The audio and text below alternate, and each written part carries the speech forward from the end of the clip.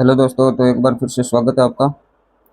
तो आज हमारा जो यूजीसी नेट और पीजीटी वाला साइकोलॉजी का जो हमारा फ्री बैच चल रहा है उसका हम 3 थ्योरीज पढ़ चुके हैं, जिनमें गेस्टाल्ट थ्योरी है और जो इकोलॉजिकल पर्सपेक्टिव है और जो फिजियोलॉजिकल अप्रोच है, ठीक है, हैब वाली, और गिब्सन वाला इकोलॉजिकल पर्सपेक्टिव और वर्दीमर वाला गेस्टाल्ट, ये हमने पढ़ लिया। अब हम चौथा पढ़ेंगे इंफॉर्मेशन प्रोसेसिंग। क्या पढ़ेंगे?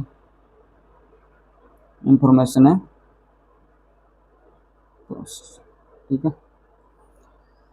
इंफॉर्मेशन प्रोसेसिंग अप्रोच है जो अपने परसेप्शन की उसकी बात करेंगे। तो इसमें मतलब कोई स्पष्ट मनोवैज्ञानिकों के नाम नहीं आते हैं। कुछ जो कंप्यूटर और संचार विज्ञान में जो इंटरेस्ट रखते थे वो आते हैं, ठीक है। तो एक तो इंफॉर्मेशन प्रोसेसिंग की विशेषता ये है कि ये संचार विज्ञान पर आधारित है, ठीक है, संचार विज्ञान पर आधारित, ठीक है। यानी ये जो अप्रोच है इसका प्रतिपादन उन मनोवैज्ञानिकों ने किया जिनकी रुचि कंप्यूटर और संचार विज्ञान में ज़्यादा थी, ठीक है। अच्छा, अब हम बात करते हैं कि इसका अर्थ क्या है, सूचना संसाधन या सूचना पर प्रसंस्करण या इंफॉर्मेशन प्रोसेसिंग। तो इसमें जो प्रत्यक्षण की व्याख्या है वो एक तो जैसे बाह्य वातावरण, क्या बाह्य वातावरण, ठीक है, या फिर जो उद्दीपक से प्राप्त सूचनाएं हैं, उद्दीपक से प्राप्त है सूचना, ठीक है, उनको अलग अलग लेवल पर, सूचनाओं को अलग अलग लेवल पर प्रोसेस या प्रोसेस करके और मतलब बताया कि प्रत्यक्षण किया जाता है। तो बाह्य वातावरण या फिर उद्दीपकों से प्राप्त जो सूचनाएं हैं, ठीक है, उनको विभिन्न स्तरों पर हमें प्रोसेस करके क्या करते हैं, प्रत्यक्षण करते हैं। यही क्या है, इंफॉर्मेशन प्रोसेसिंग, ठीक है। अच्छा, अब जैसे सूचना का मेन काम क्या होता है? तो सूचना का मेन काम होता है जैसे व्यक्ति के मन में कोई उद्दीपक है, उसके प्रति मान लो कोई अनिश्चितता या अनसर्टेनिटी बनी हुई है, तो उसको दूर करना, ठीक है। तो सूचना का काम ये होता है कि कोई उद्दीपक है, उसके बारे में हमें जैसे कुछ संशय है, तो सूचना हमें क्या करेगी, उस संशय को दूर कर देगी। जो अनसर्टेनिटी या अनिश्चितता बनी हुई है उसको दूर कर देगी, ठीक है। और अनिश्चितता कम होगी ना हमारी, तो उससे क्या होगा, हमारा ज्ञान बढ़ेगा, ठीक है। तो अनिश्चितता मतलब जो बाह्य वातावरण और उद्दीपक से प्राप्त सूचना है उनको प्रोसेस करेंगे, ठीक है। और फिर क्या करेंगे, जो हमारी सूचना है, सूचना क्या करेगी, उद्दीपक के संबंध में उद्दीपक की जो भी अनिश्चितता है उसको क्या करेगी, दूर करेगी। क्या करेगी, दूर। और ये जब दूर हो जाएगी तो क्या होगी, ज्ञान में वृद्धि होगी, उस उद्दीपक के प्रति हमारा ज्ञान बढ़ जाएगा, ठीक है। अच्छा, और मतलब जो सही सूचना होती है उसकी जो मात्रा होती है, सूचना की मात्रा, इंटेंसिटी, सूचना की मात्रा, तो सूचना की मात्रा है वो ये तय करती है कि व्यक्ति के मन में अनिश्चितता कितनी कम हुई। यानी उद्दीपक की जो अनिश्चितता दूर करती है कौन है, सूचना, उसकी मात्रा हमें यह बताती है कि अनिश्चित है वो कितनी कम हुई है, ठीक है। अच्छा, और और हम बात करें तो जैसे व्यक्ति की परसेप्शन करने की जो क्षमता है वो क्या होती है, या मैं लिख दूं प्रत्यक्षण क्षमता सीमित, प्रत्यक्षण क्षमता सीमित होती है, ठीक है। व्यक्ति की एक लिमिट होती है मतलब प्रत्यक्षण की, उस लिमिट तक की वो ज्ञान प्राप्त कर सकता है उस दीपक के बारे में। अच्छा, तो वातावरण में बहुत सारे ऐसे ढेरों उद्दीपक हैं, ठीक है, जिनमें से व्यक्ति केवल उन्हीं उद्दीपकों पर ध्यान दे पाता है जो उसके लिए क्या होते हैं, जरूरी होते हैं, ठीक है। अच्छा, अब हमें बात कर चुके हैं इसके अर्थ के बारे में, ठीक है। अब हमें इसके कुछ चरण दिए हुए हैं उनकी बात कर लेते हैं, ठीक है। तो इंफॉर्मेशन प्रोसेसिंग ये चरण, ठीक है। अब इसके चरण कौन कौन से, ठीक है। तो इसमें पहला तो आता है जैसे उद्दीपक, क्या आता है, उद्दीपक यानी स्टिमुलस, ठीक है। अच्छा, फिर आएगा जो सेंसरी रिसेप्टर होते हैं, जिनको बोलते हैं संवेदी रिसेप्टर को बोलते हैं हिंदी में संवेदी ग्राहक, ठीक है, संवेदी ग्राहक, सेंसरी रिसेप्टर, ठीक है। फिर हमारा आएगा सीएनएस यानी central nerve system, central nerve system यानी केंद्रीय तंत्रिका तंत्र, ठीक है। अच्छा, फिर आएगा जैसे एक हमारा जो कॉर्टिकल जो कॉर्टेक्स भाग है उसको बोलते हैं कॉर्टिकलीय मस्तिष्क केंद्र, कॉर्टिकलीय मस्तिष्क केंद्र, ठीक है। अच्छा, और फिर लास्ट में आएगा रिस्पॉन्स यानी हमारा रिस्पॉन्स क्या होता है, यानी अनुक्रिया, ठीक है। ये है केंद्रीय तंत्रिका तंत्र, ठीक है, तंत्रिका तंत्र। अच्छा, अब जो सीएनएस है इसमें एक चीज और होती है, मतलब किसका प्रभाव पड़ता है सीएनएस पर, वो पड़ता है मनोवैज्ञानिक शोर, साइकोलॉजिकल नॉइस, ठीक है, मनोवैज्ञानिक शोर का, ठीक है। इस पर क्या है प्रभाव पड़ता है, किस पर है, जो सीएनएस के स्तर है उस पर मनोवैज्ञानिक शोर का क्या पड़ता है प्रभाव। अब हम एक एक की बात करेंगे, ठीक है। ये तो हमने जो चरण है वो देख लिए, अब हम इसकी बात करेंगे अंदर की, ठीक है। तो पहला आता है स्टिमुलस यानी उद्दीपक।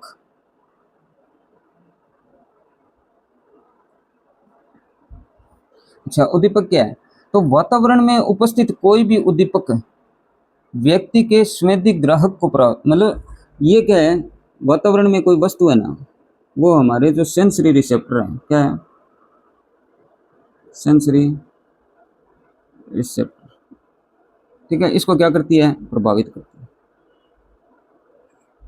ये किसका काम है स्टिमुलस का, जो कि क्या है पहला चरण है, ठीक है। अच्छा, दूसरी हम बात करते हैं सेंसरी रिसेप्टर की, सेंसरी रिसेप्टर, ठीक है। सेंसरी रिसेप्टर क्या है, सेंसरी रिसेप्टर का क्या क्या काम होता है, तो ये क्या करेगा कि हमने बात की सबसे पहले ये आएगा, फिर इस चरण पे आ जाएगा, ठीक है। तो यहाँ पे क्या होगा कि व्यक्ति के जो सेंस ऑर्गन है, जैसे हमने बात की थी आंख, कान, नाक, जीभ, त्वचा, ठीक है, ये क्या करेंगे, ये संवेदी सूचनाएं लेंगे उद्दीपक से, ठीक है। तो व्यक्ति के जो संवेदी अंग हैं वो उद्दीपक को ग्रहण करते हैं, जिससे सूचनाएं हैं वो कहाँ जाती है, यानी मैं ऐसे लिखता हूँ संवेदी सूचना यानी सेंसेशन, सेंसेशन है इंफॉर्मेशन, ये कहाँ भेजेगा सीएनएस केंद्रीय तंत्रिका तंत्र के पास भेजे, ठीक है। अच्छा, फिर तीसरी बात आ गई सीएनएस की यानी केंद्रीय तंत्रिका तंत्र, ये क्या है, तो सीएनएस क्या करेगा, जो संवेदी तंत्रिका तंत्र है वो सूचनाओं को केंद्रीय तंत्रिका तंत्र तक ले जाएगा, ठीक है।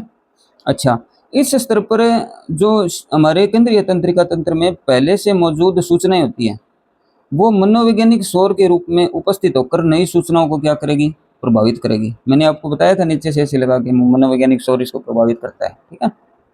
अच्छा, तो केंद्रीय तंत्रिका तंत्र में क्या होगा कि जो संवेदी तंत्रिका तंत्र यानी जो सेंसरी रिसेप्टर से जो सूचनाएं आई थी सेंसरी ऑर्गन के माध्यम से, उनका क्या होगा, उन सूचनाओं को सीएनएस तक ले जाया जाएगा और इस स्तर पर पहले से मौजूद जो सूचनाएं हैं वो मनोवैज्ञानिक शोर यानी साइकोलॉजिकल वॉइस या साइकोलॉजिकल नॉइस के रूप में उपस्थित होकर नई सूचनाओं को क्या करेंगे प्रभावित करेंगे, ठीक है। अच्छा, फिर आएगा 4 नंबर पर कॉर्टिकल वाला, ठीक है। तो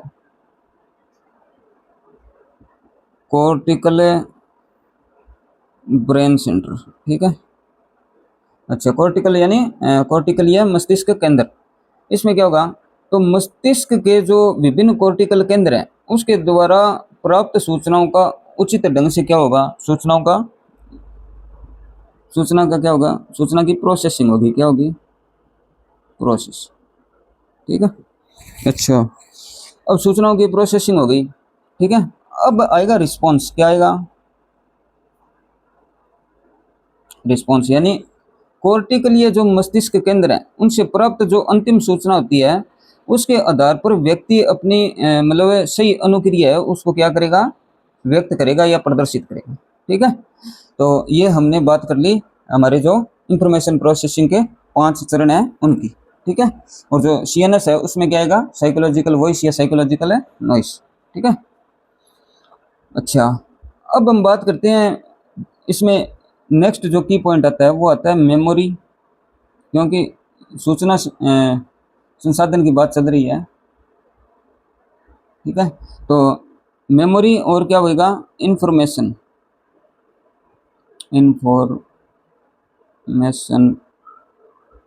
प्रोसेसिंग मॉडल, ठीक है। ये आगे भी हम मेमोरी में पढ़ेंगे, वहाँ पे भी नाम आएगा क्रेक और लोकहार्ट का, ठीक है। सॉरी, एटकिंसन और शिफ्रिन का, किसका आएगा, एटकिंसन और क्रेक और लोकहार्ट का भी आता है एक, एटकिंसन और एंड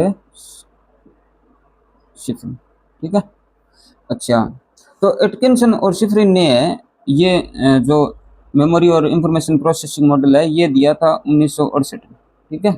और इन्होंने मतलब बताया कि जो 3 मुख्य मतलब है वो अवस्थाएं होती है जिनसे क्या है सूचना का संसाधन है वो गुजरता है वहाँ या होता है, ठीक है। तो सूचना का संसाधन है वो 3 अवस्थाओं के माध्यम से होता है, ठीक है, या उनसे होकर गुजरता है। अच्छा, उसमें पहली क्या है, पहली है हमारी जो सेंसरी स्टोरेज है या हमारे जो रिसेप्टर्स है, ठीक है। तो मैं रिसेप्टर ही लिख देता हूँ, रिसेप्टर्स या फिर बोलते हैं सेंसरी, या हिंदी में लिख देता हूँ, इसको बोलते हैं लघु संवेदी संचयन, क्या बोलते हैं, लघु संवेदी संचयन, ठीक है। अच्छा, ये क्या होता है, तो सूचनाएं जो होती है वो सबसे पहले क्या है कि संवेदी जो हमारे सेंसरी रिसेप्टर होते हैं उसमें आते हैं, ठीक है।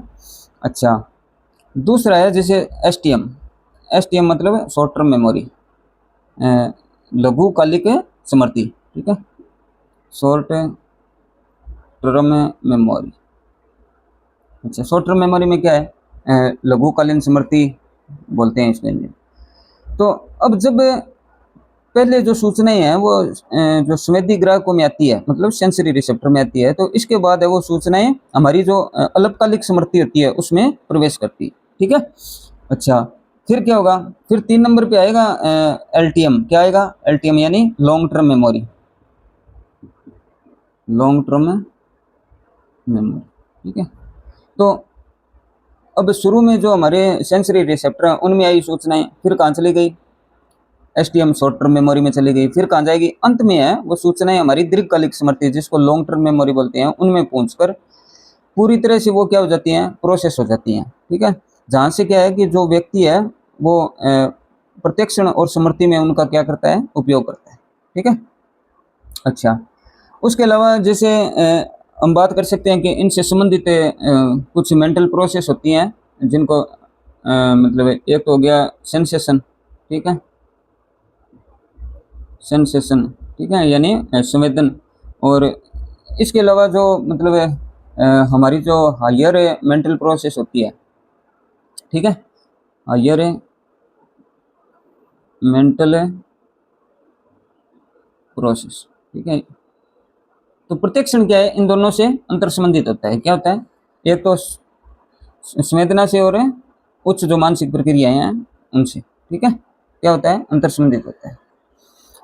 तो ये हो गया अपना इंफॉर्मेशन प्रोसेसिंग। अब इसकी कुछ आलोचनाओं की बात कर लेते हैं हम कि आलोचना क्या क्या है, ठीक है। ये अब सिद्धांत छोटे छोटे थे, आलोचना, ठीक है। उसके बाद हम सबलिमिनल परसेप्शन पढ़ेंगे, नेक्स्ट वीडियो में आएगा वो, ठीक है। अच्छा, तो आलोचना में क्या है कि एक तो जो मतलब एलुइसी और गार्नर का आता है, तो उनके अनुसार है वो मतलब जो वस्तुनिष्ठ सिद्धांत न होके ये क्या है, एक वर्णनात्मक दृष्टिकोण है यानी डिस्क्रिप्टिव अप्रोच है, ठीक है। तो उन्होंने एक तो ये बताया कि ये क्या है, वस्तुनिष्ठ अप्रोच न होकर, वस्तुनिष्ठ न होकर क्या है, वर्णनात्मक है यानी डिस्क्रिप्टिव है, ठीक है, ऑब्जेक्टिव नहीं है। अच्छा, और तो इसकी आलोचना है नहीं इतनी, ठीक है, ये एक ही बात आती है मुख्य रूप से, ठीक है। अच्छा, तो एक इसकी स्ट्रेंथ की बात कर लेते हैं,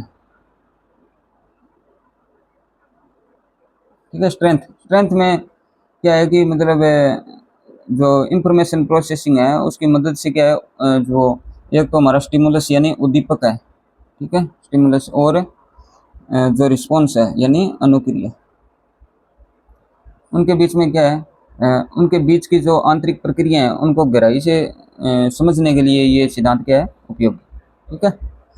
अच्छा, तो अब हमारे 4 सिद्धांत हो चुके हैं, ठीक है। और थैंक यू दोस्तों, और चैनल को सब्सक्राइब करो, ठीक है, और उसके अलावा लाइक करो, शेयर करो और कमेंट करो, ठीक है। धन्यवाद, थैंक यू।